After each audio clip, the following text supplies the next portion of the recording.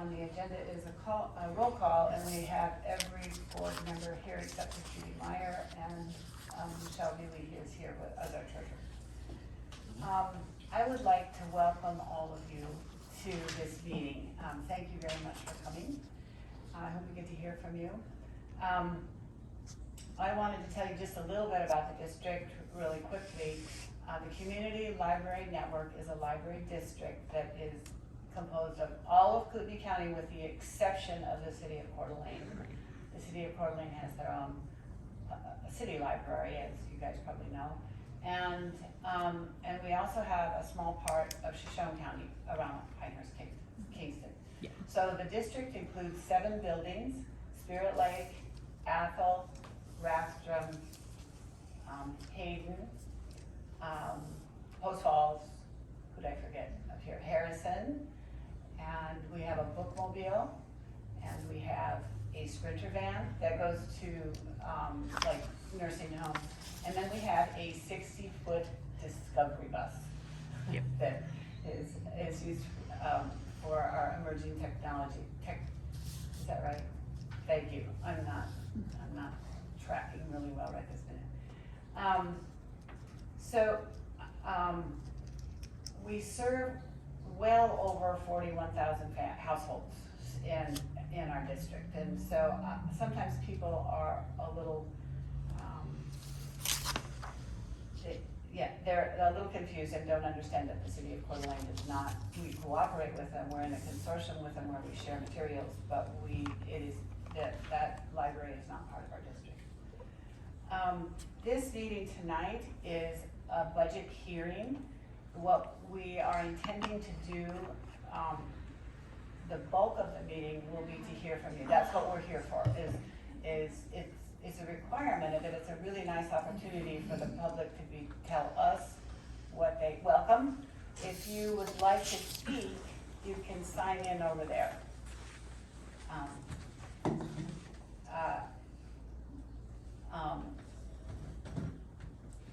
So what we want to do is hear from you. And we won't be really responding because what we're trying to do is gather information.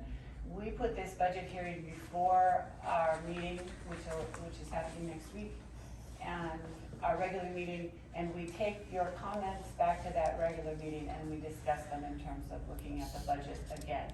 So we have time to make changes in the budget based upon what people say.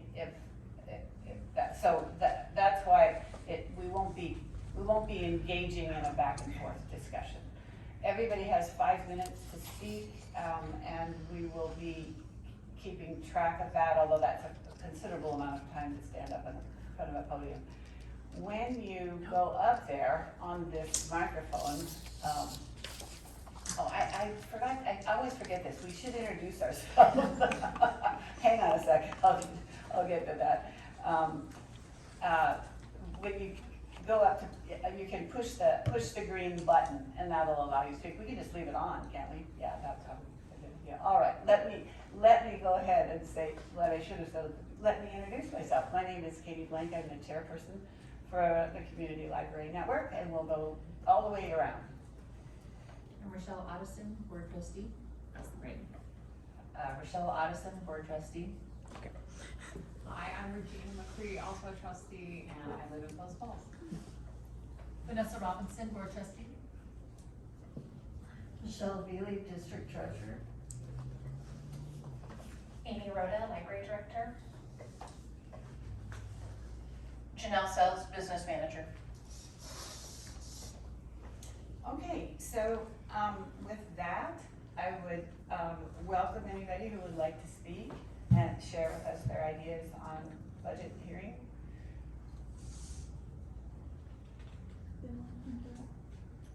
Did you want to speak? I realize I'm really not in the district. You're really not? I thought it was, I remember now, the election, there's only one thing on the ballot, it was the hospital board, Oh. because I live in Coeur d'Alene. I would like to thank you for coming. I'd like to thank you for your interest. And now your questions that I heard you asking. Yeah. I'm very interested in libraries, but this is you guys' library. But we do, we share, we have a consortium, so we share with Coeur d'Alene, and we work together with them, so. We're going in the order of the signage. Hi, I'm Erin Barnard. I Can technically. you, hang on one second. Oh, I'm sorry, I need to get my address. Right, name and address. 3409 Belmont Road. So I live in Coeur d'Alene, so technically I'm in the city limits, so that is my district, or my library. However, I use these libraries all the time, Post Falls, Hayden, all the time. So I guess from what you were saying, I technically can't speak, but I appreciate the attention to detail on the budget. I know you guys have such a huge responsibility, especially now with the microscope in your faces, from the public and what they want to spend their money on. So I appreciate your jobs, and I don't envy your spots right now, having to make these tough decisions about what to keep, what to cut, and finding every single dollar. So even though I technically can't vote for you guys, I appreciate you a lot. Thank you very much. I think that was a very good testimony to the fact that you can use all of the libraries with your card. That's how we cooperate. So you can use, all throughout the district. So our district, and we can, I think I have 3 books at home right now from the Coeur d'Alene Public Library. Anybody else? Would anybody else like to speak? Yeah. I actually have questions, so I have to answer them. Oh, now it's on. I'm Summer Bushnell. I do live in the district, 5006 East Portside Court, Post Falls. I'm over near the KFC in Post Falls. Most people know where that is. I was looking at your item on the first page, 12, 13, 14. Why do they seem the same as 37, 38, and 39? I am going to let our director answer it. There's like the same amounts of revenue and expenditure, and I kinda get the take it in and spend the same amount out, but that was confusing. And I Yes. like numbers and math. Right, so even though, for those categories, so on line 12, 13, and 14, these are various grants. So we do have a Friends group, the Community Library Network Friends. Yeah. We also have a Post Falls Friends, and then we get general grants from all sorts of organizations. So these are really just pass-through categories. Okay. So we have to keep track of them, being a government entity, but they're just money that comes in and then goes directly to whatever, like if they apply to $5,000 for the summer reading program, then it goes directly to the summer reading program. Cool. And so for the general grants category, that's a little more of an estimate, because we don't always know what grants we'll get, because we apply for those and may or may not receive them. The other 2, that's kind of about the average of what we receive from the Friends each year. Sounds good. My next question is on page 2. Why are 57 and 59, why are the utilities so high for those 2 compared to the others? I'm not sure I know like Spirit Lake's smaller and Raptor smaller, but. Considerably, I mean, the Considerably? buildings, right. Post Falls is this building, but they're considerably smaller. Yeah. Amy, do you happen to know the square footage of any of them?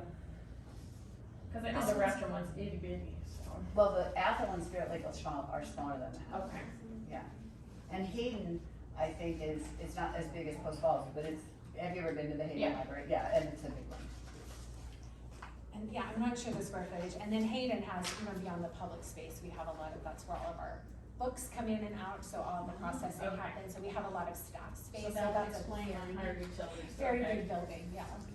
And then the last page, cause there's always acronyms I don't understand. What's the CARF, C-A-R-F-F fund? It stands for, actually, I don't know if I can, I can A think of best it. guess would be great. Go ahead, Amy, what does it stand for? I do know. It but I sounds will talk probably about like the one that's the acronym for like the state employees, that's what I was thinking. No, it's That's not. always good to ask. It's a building thing. Okay. It is, it's a capital asset There we go. repair and replacement fund, so that's the one savings fund that libraries are able to have, is to replace any, basically for repairs and maintenance of our building. And that's for the whole network? And that's for the whole Okay. network.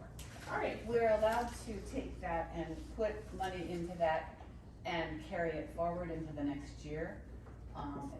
but once we put it in there, the only thing we can use it for is facilities maintenance. Yeah. So, Okay, cool, thank you. thank you for your questions. Is there anybody else who would like to speak?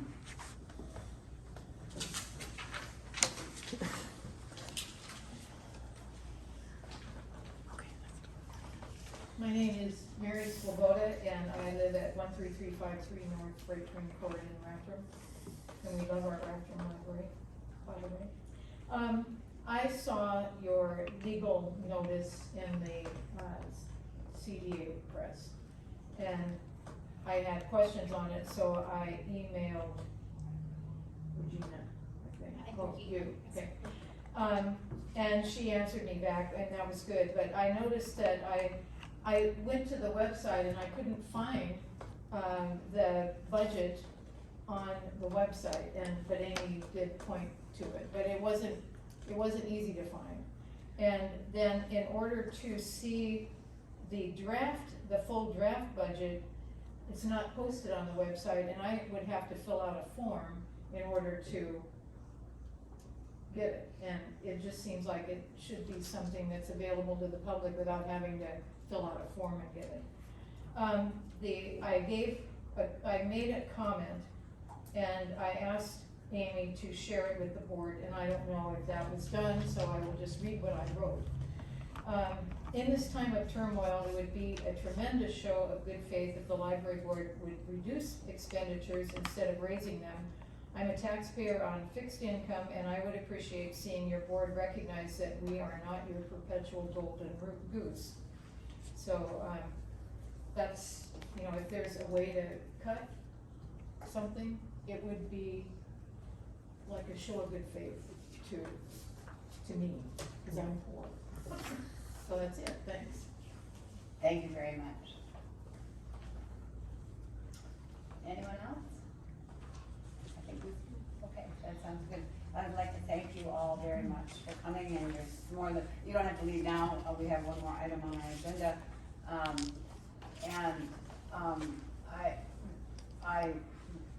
All of our board meetings are open to the public. At the beginning, anybody has an opportunity to speak, and then although the public isn't invited to speak during the meeting, they're certainly welcome to sit and listen throughout the whole time. Our addresses to reach us are on the website, and including all of the board members and including our staff. All right, so the next item on the agenda is, I'm sorry, the next item on the agenda is board member comments. Do the board members have anything that they would like to say? Having to do with what we just heard? Is that what you mean? Anything that you'd like to say?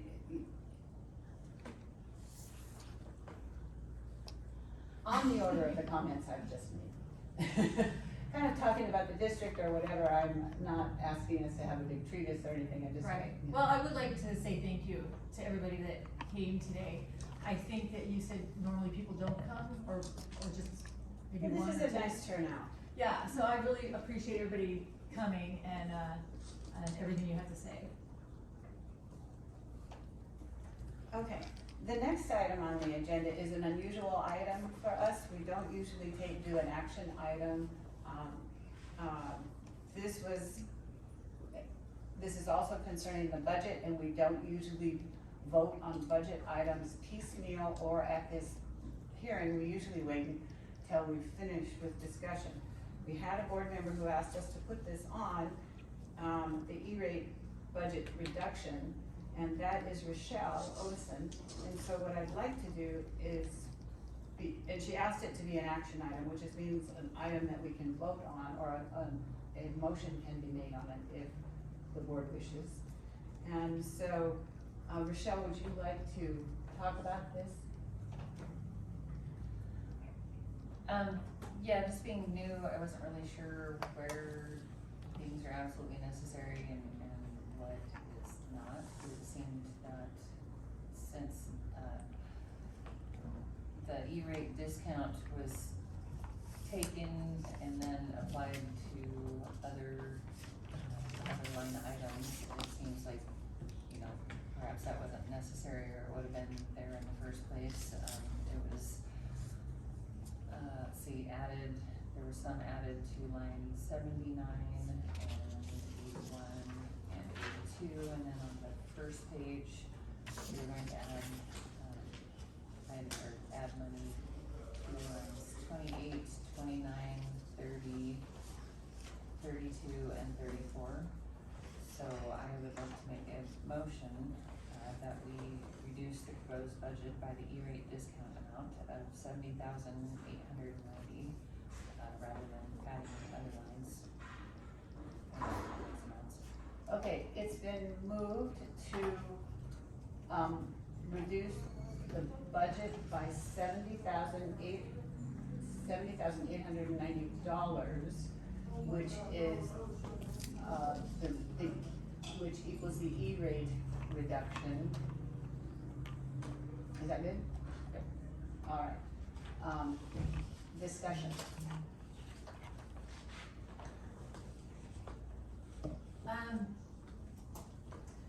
I knew that this was, something we've talked about in the past.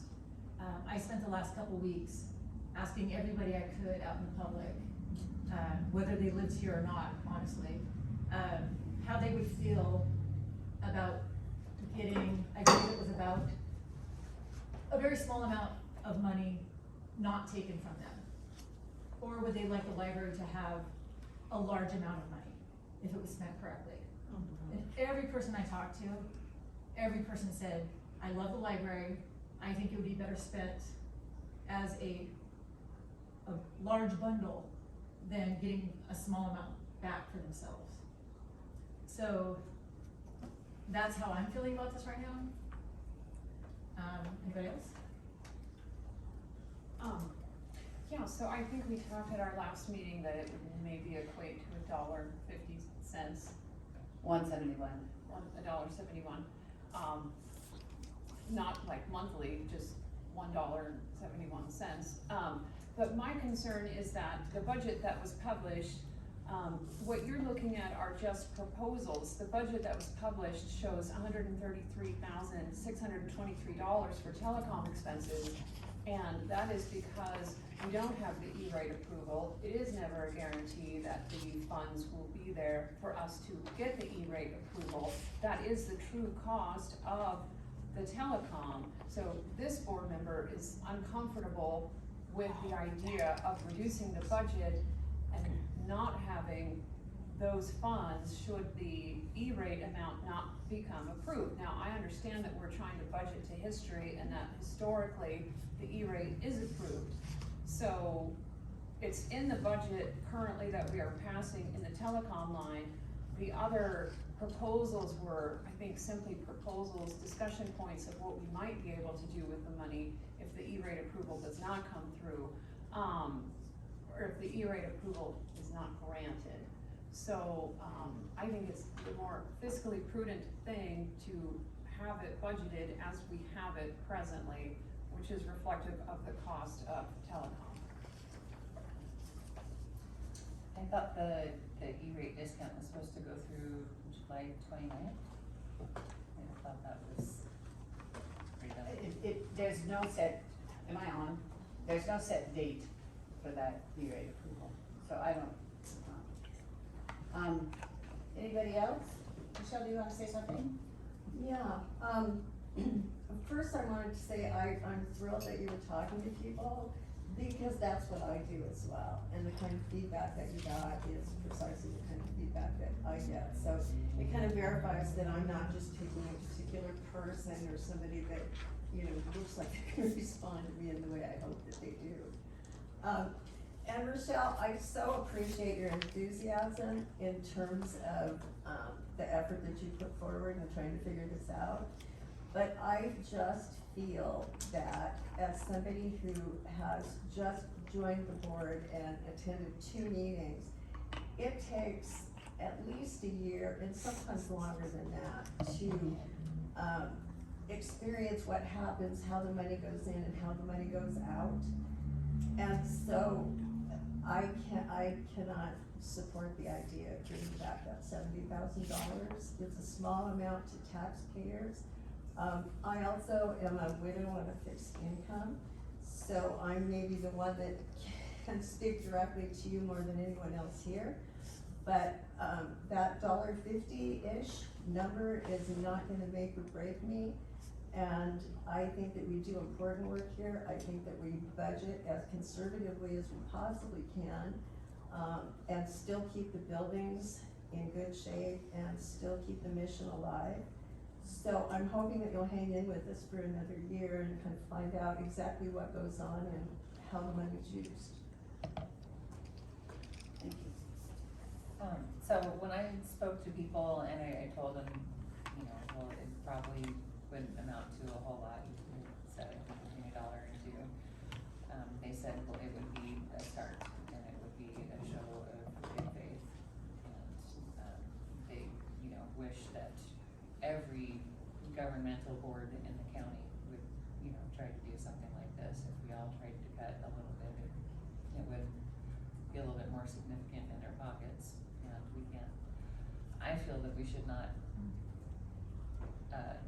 refuse to be responsible just because maybe other governmental boards are not being responsible. I'm so sorry, this is really quick. I do, feel like we are being, responsible in the way of not taking the extra 3%. That is, I think, a really big step. I think this is the second year only, and this could have flopped back into the board taking 3% again, and it hasn't. So I think that that is a good show of good faith, for the community. But it's important they know that that happened also, because not everybody will know that that happened. That was exactly what I was going to emphasize, Vanessa, so I appreciate you saying it, because that's exactly what I wanted to tell the members of the public that are here, which is we are not increasing the taxes. There is a 0% increase. We are not taking any sort of increase. So when you look at your assessment, the line for the library should not change at all from what you paid in 2020 to what you paid in 2021. Now, unless your assessment itself changed, which I can't speak to the house values and all of that, but we have chosen not to raise taxes. Yeah, I would also like to say that our growth came in lower than it has in 5 years, the amount of money, so certainly we're not taking more taxes that way. And the other thing is, because of the growth in our district, your levy rate has gone down for the library also. So, you know, we effectively are reducing taxes. Anybody else? If there's no more discussion, then the motion was to, I didn't write it down. Janelle, can you read it, please? No? Okay, never mind. I didn't. Okay, that's okay. Record the, Let me make a stab at it. yes, Okay, please do, and I'll put that in there. Okay, it was moved to reduce the budget by the E-rate, reimbursement amount of $70,890. All right, with that, all those in favor? Aye. Opposed? Nays? Yes, Nays. Nays, I'm sorry, nays. Okay. All right, so the motion has failed. But thank you very much for bringing it forward and helping us look at it more carefully. Right, if I don't think we have anything else, and so at this point in time, the next item on the agenda is adjournment, and so I move we adjourn. okay, it's been moved, we adjourn. All those in favor? Aye. And again, I would like to thank the public for coming very much, I appreciate it. It's easier when it's at 6 p.m. versus 2. Then our,